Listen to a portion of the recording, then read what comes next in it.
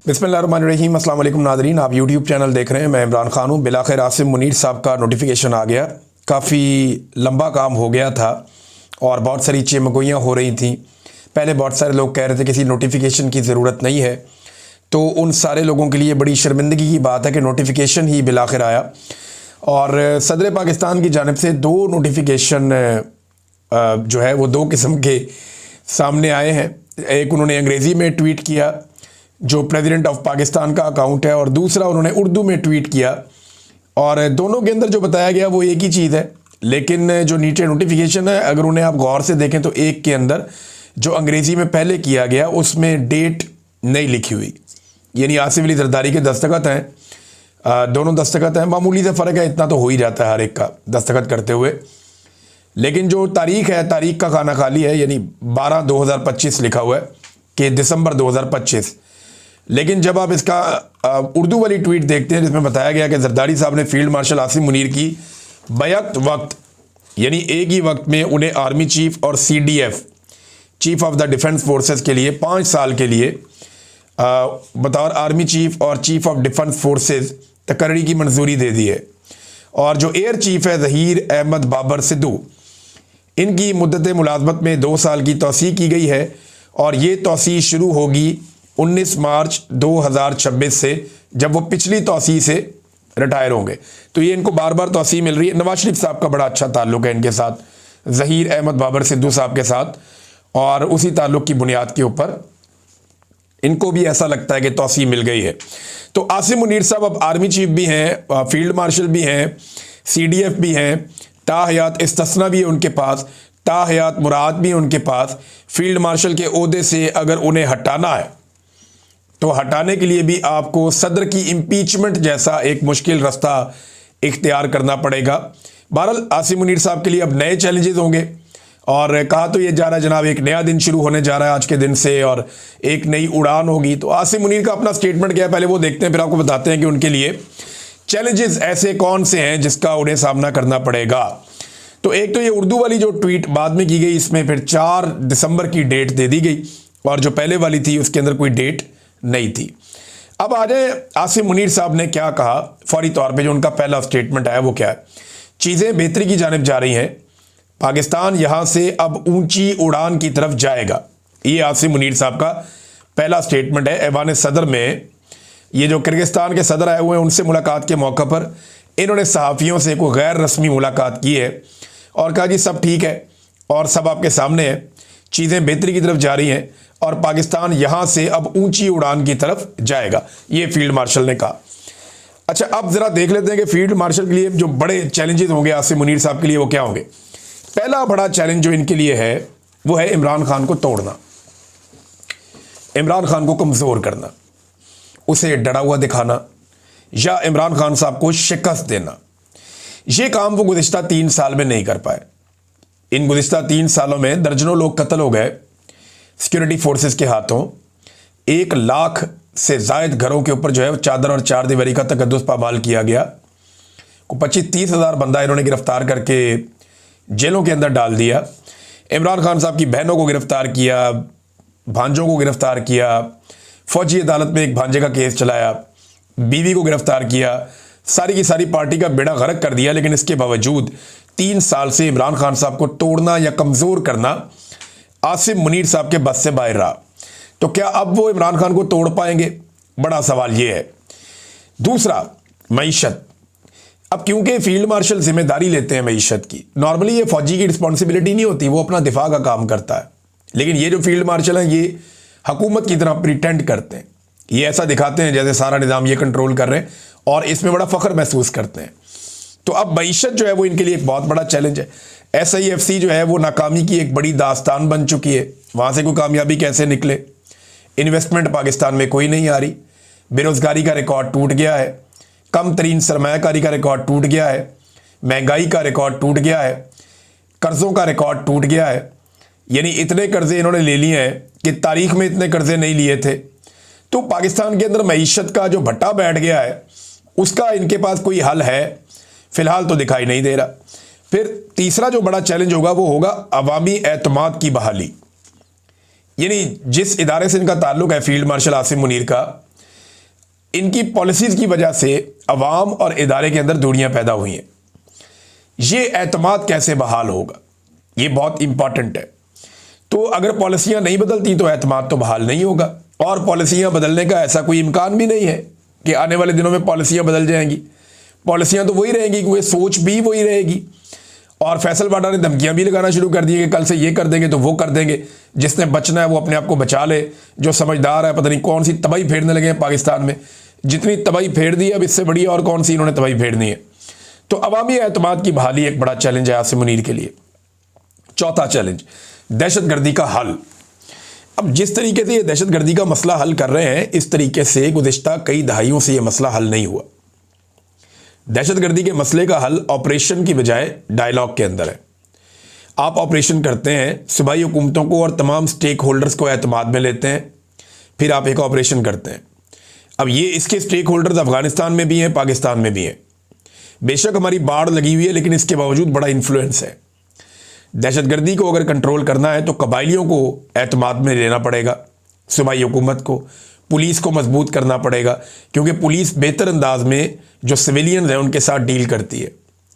फौज का वो एक्सपीरियंस नहीं होता। लिहाजा दहशतगर्दी की लड़ाई को अगर तो फार्मूला सिर्फ बंदे मारने का रखना है तो फिर ये नहीं जीत पाएंगे और दहशतगर्दी पे कंट्रोल नहीं कर पाएंगे। ये एक बड़ा चैलेंज है। इमरान खान साहब ने इसका पूरा एक रोड मैप दिया हुआ है जिस पे अभी तक अमल दरामद नहीं हुआ। तो ये बड़ा चैलेंज है दहशतगर्दी का, आसिम मुनीर साहब का चौथा बड़ा। और पांचवा, सियासी इस्तेहकाम। ये पहले दिन से आसिम मुनीर साहब की ख्वाहिश है कि सियासी इस्तेहकाम आ जाए। बाजवा साहब ने जब रिजीम चेंज ऑपरेशन किया तो उसके बाद से पाकिस्तान में सियासी इस्तेहकाम नापैद हो गया, और उसकी एक बड़ी वजह इमरान खान साहब की जानिब से चलने वाली एक तहरीक, एक मुज़ामत और अवाम का बड़े पैमाने पर उस तहरीक और मुज़ामत के साथ जुड़ जाना है। सोशल मीडिया, ओवरसीज़ पाकिस्तानी या पाकिस्तान के अंदर जो साइलेंट सपोर्टर है इमरान खान के बहुत बड़े पैमाने पर, ये इसकी एक बड़ी वजह है। सियासी इस्तेहकाम पाकिस्तान में आ नहीं पा रहा, और जब तक सियासी इस्तेहकाम नहीं होगा माशी इस्तेहकाम भी नहीं आएगा। और बहुत सारे जो आलमी सतह पर रिपोर्टें आई उनमें यह कहा गया बार बार कि आपको सियासी इस्तेहकाम पाकिस्तान में चाहिए, लेकिन नहीं हो पा रहा ना। तो ये एक बहुत बड़ी ख्वाहिश है जो पूरी नहीं हो पाई अभी तक। सियासी इस्तेहकाम आसिम मुनीर साहब कैसे लाएंगे? सियासी इंतकाम के साथ कभी भी सियासी इस्तेहकाम नहीं आता। उससे आप कुछ अरसे के लिए कुछ लोगों को दबा सकते हैं, लेकिन जैसे ही लोगों को मौका मिलता है वो फिर सामने आ जाते हैं। और इसी सियासी अदम इस्तेहकाम की वजह से कोई पाकिस्तान में सरमायाकारी नहीं करता, कोई पाकिस्तान में आना नहीं चाहता। इदारों के ऊपर एतबार ख़त्म हो गया, अदलिया बिल्कुल सरनगू हो गई है, पार्लियामेंट अपनी वक़्त खो चुकी है, मीडिया जो है वो बिल्कुल कैद हो चुका है, आज़ादी इजहार राय पाकिस्तान में है ही नहीं, इंसानी हकूक़ की बदतरीन पामाली हैं। तो ये सारी चीज़ें आप इकट्ठी करें तो सियासी इस्तेहकाम नहीं दिखाई दे रहा। ये एक बहुत बड़ा चैलेंज है। छठा एक चैलेंज आसिम मुनीर साहब के लिए ये है कि आलमी सतह पर इंसानी और ख़वातीन के जो हकूक़ पामाल किए जा रहे हैं, इंसानी हकूक़ की पामालियाँ हो रही हैं, ख़वातीन के हकूक़ की पामालियाँ हो रही हैं, और ये लगातार मारंग बलूच देखें अभी भी वो जेल में है दीगर ख़वातीन के साथ। हालांकि कराची में अदालत ने उनके ऊपर जो दहशतगर्दी का एक इल्ज़ाम उन पर लगाया गया था कि ये दहशतगर्द है, उसमें उन्हें बाइज़्ज़त बरी किया। अभी बड़े बड़े लोग इल्ज़ाम लगाते रहे लेकिन बाइज़्ज़त बरी हुई वो। इसके अलावा अगर आप ये देखें, यास्मीन राशिद साहिबा, इमरान खान की जो अहलियाँ हैं वो भी इस वक्त जेल के अंदर हैं। सनम जावेद हैं, फलक जावेद हैं, दोनों बहनें, इनको भी अंदर रखा हुआ है। बहुत सारी दीगर और ख़वातीन हैं, इनको विक्टिमाइज़ किया जा रहा है। मखसूस नशस्तें ख़वातीन से एक बहुत बड़ा हक छीन लिया गया। तो आलमी सतह पर जो इंसानी हकूक़ की पामालियाँ हो रही हैं पाकिस्तान में, ये एक बड़ा सवाल पैदा हो जाता है कि इससे कैसे आसिम मुनीर साहब निपटेंगे। सातवां इशू ये है कि गंदे अंडों की ब्रांडिंग कैसे करेंगे। यानी जो गंदे अंडे उन्होंने इकट्ठे किए सारे और उनको लाकर इक़्तिदार में बिठा दिया। अब इनमें अक्सरियत गंदे अंडों की है। इन लोगों ने बहुत करप्शन की है अपने अपने दौर में, और आज तक ये जवाब भी नहीं दे पाए। कवानीन को बदल के टेक्निकल बुनियादों पे इन्होंने अपने मामलात NRO कर करके ख़त्म किए। अब इन गंदे अंडों की ब्रांडिंग कैसे करनी है, क्योंकि आठवां इशू इसके साथ जुड़ा हुआ है कि अब इनके पास 5 साल और हैं, 5 साढ़े 5 साल कहा जाता है। कोई लोग कहते हैं कि 2031 तक जाएंगे, मार्च 2031 तक भी लोग कहते हैं। बहरहाल जहाँ तक भी जाना है ये तो अल्लाह ताला जानता है कौन कहाँ तक जाएगा और कब किसका वक्त ख़त्म हो जाएगा। मेरा रब ज़्यादा बेहतर जानता है। इंसान तो प्लानिंग 100 साल की करता है, तो पल की खबर नहीं, सामान 100 बरस का और पल की खबर नहीं। ये मिसरा याद रखिएगा। अच्छा, आठवां प्रॉब्लम ये आएगा अगर तो ये लंबा लिंगर ऑन कर गए कि इलेक्शन में अपने लोगों को दोबारा कैसे जितवाएं। पूरी दुनिया में जो थू थू हुई है 2024 के इलेक्शन पे, क्या दोबारा पाकिस्तान एक ऐसे इलेक्शन का मुतहम्मिल हो सकता है? ये वो बड़े सवालात हैं जो आसिम मुनीर साहब के सामने खड़े होंगे पहले दिन से। और क्योंकि वो सिर्फ एक आर्मी चीफ नहीं अपने आप को कहते, वो अपने आप को पाकिस्तान का मसीहा बनाकर पेश करते हैं कि मईशत भी मैं ठीक करूंगा, खारजा पॉलिसी भी मैं ठीक करूंगा, पाकिस्तान के समाजी और माशरती मसाइल भी मैं ठीक करूंगा, पाकिस्तान कैसे चलेगा ये भी मैं तय करूंगा, पाकिस्तान की खुशहाली भी मैं लेकर आऊंगा। लेकिन उनका ये काम नहीं है करने का, उनका काम सिर्फ दिफा का है, जो काम पाकिस्तान की फौज अच्छा कर लेती है। तो दिफा का काम ही खाली करते तो बेहतर था। नंबर 2, एक और बड़ी खबर है नादरीन, और ये खबर है आसिम मुनीर साहब के हवाले से एक और चैलेंज खड़ा हो गया। अमेरिका में 44 रिप्रेजेंटेटिव हैं और ये जनाब कांग्रेसमैन हैं, ये सारे के सारे 44। इन्होंने जो कांग्रेस मेंबर्स हैं, इन्होंने एक लेटर लिखा है सेक्रेटरी रूबियो को, मार्को रूबियो को एक लेटर लिखा है इन्होंने। और इस लेटर के अंदर बहुत सारी चीज़ें हैं, मैं आपके साथ शेयर कर देता हूँ। नंबर 1 तो इन्होंने लिखा जी, ये एक ट्रांस नेशनल रिप्रेशन हो रही है, यानी जो लोग अमेरिका में रहते हैं या ओवरसीज अमेरिकन हैं उनके ऊपर दबाव डाला जा रहा है पाकिस्तान की जानिब से या पाकिस्तानी एहलकारों की जानिब से।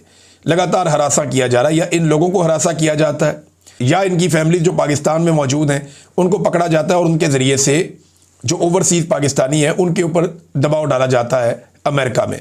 तो इसे कहते हैं जी ट्रांसनेशनल रिप्रेशन। अब इस मामले पे इस लेटर ने सबसे पहले आवाज़ उठाई।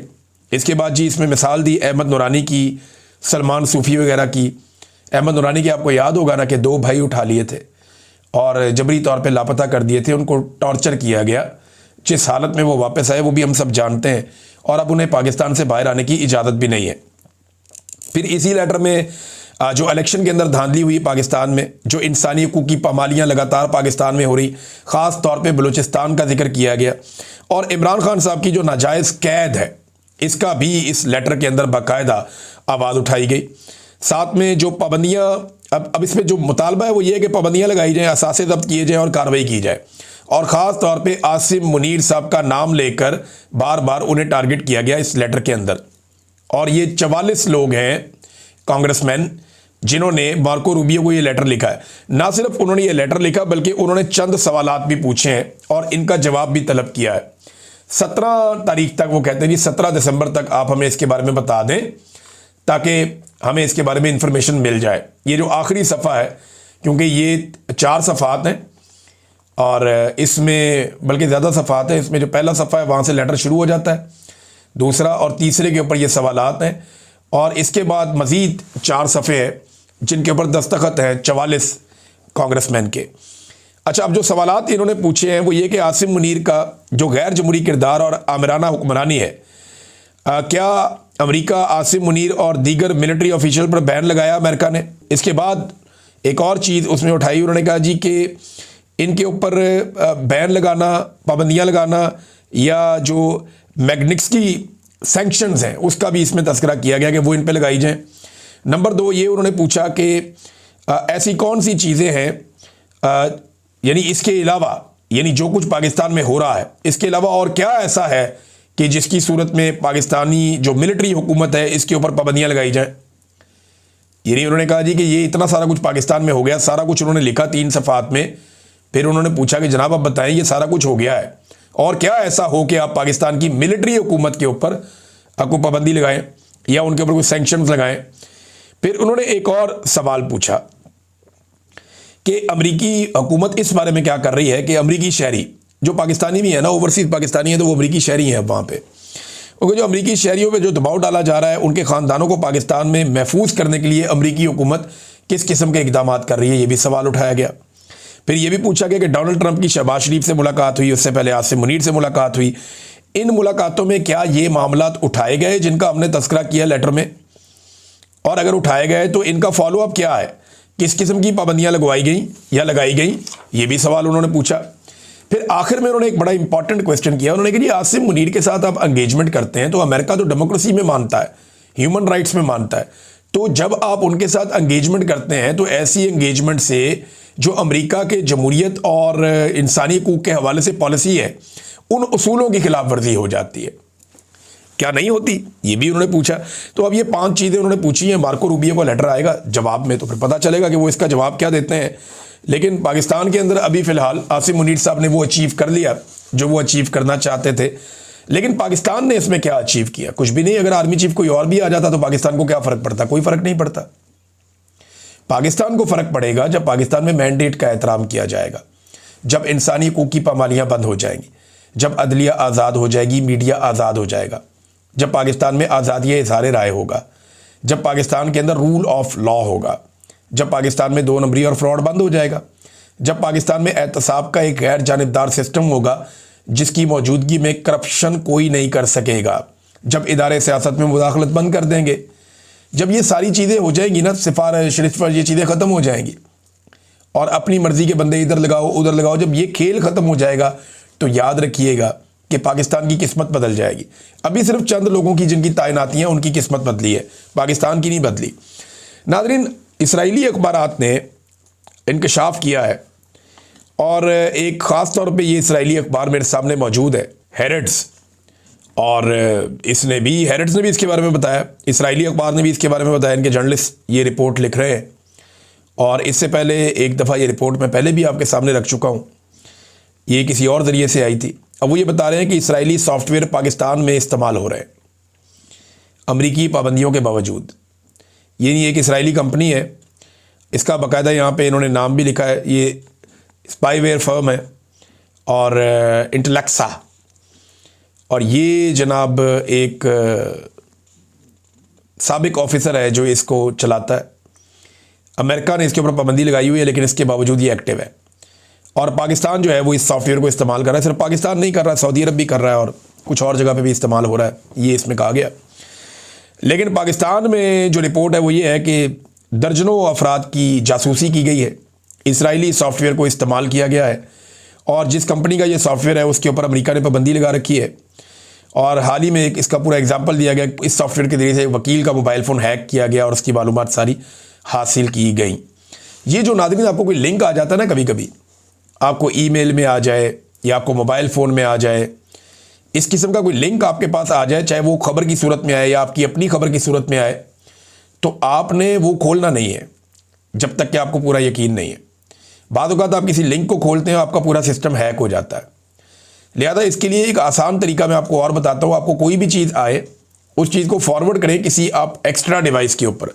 ये सबके लिए नहीं है, जो लोग बड़े ओहदों पे हैं या जो लोग ये समझते हैं कि उनकी जासूसी की जा सकती है, तो वो बड़े आराम से ये कर सकते हैं कि उनको जो भी कोई चीज़ लिंक की सूरत में किसी सूरत में आए तो उसको किसी और डिवाइस पे कहीं और भेज दें, किसी और अकाउंट पे उसको भेजें और वहाँ से उसको खोल कर चेक कर लें अगर आपको चेक करना ही है तो। वरना हर चीज़ आपको वैसे ही अवेलेबल होती है, आप सर्च कर लेते हैं, लेकिन अगर आपको चेक करना है तो किसी और डिवाइस के ऊपर, किसी और अकाउंट के ऊपर कहीं और जाके आप ये ट्राई करें। अपने मोबाइल फ़ोन के ऊपर, अपने ज़ाती अकाउंट्स के ऊपर इसको खोलेंगे तो ये इम्कान मौजूद रहेगा कि आपको हैक किया जा सकता है। नाज़रीन, प्यूटन पहुंचा भारत में उसका बड़ा इस्तकबाल हुआ, रेड कारपेट किस्म का।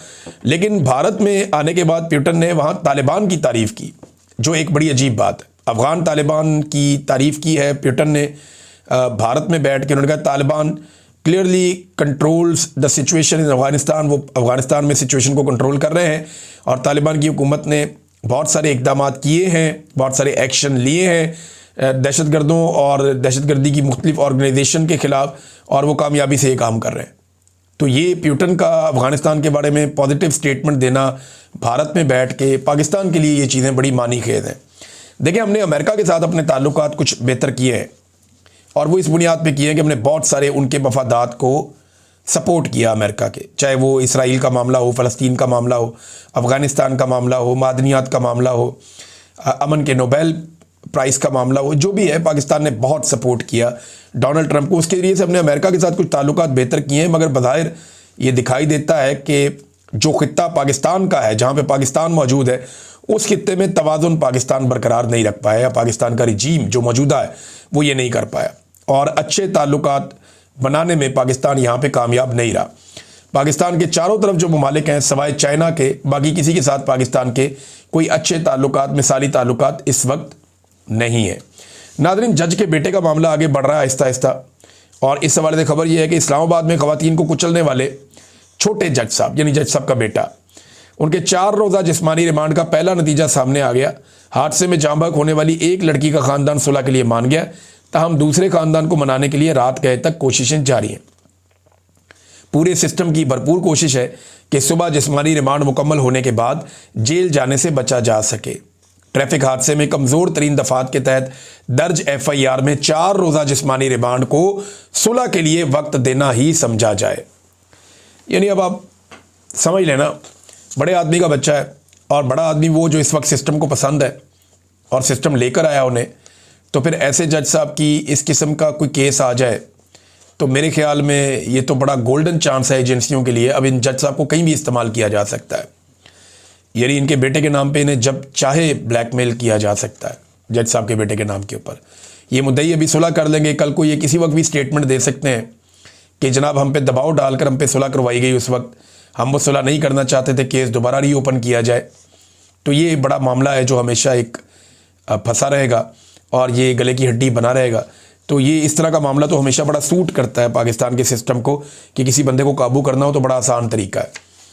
नाज़रीन, अब तक के लिए इतना ही। अपना ख्याल रखिएगा, अपने इस चैनल का भी। अल्लाह हाफ़िज़।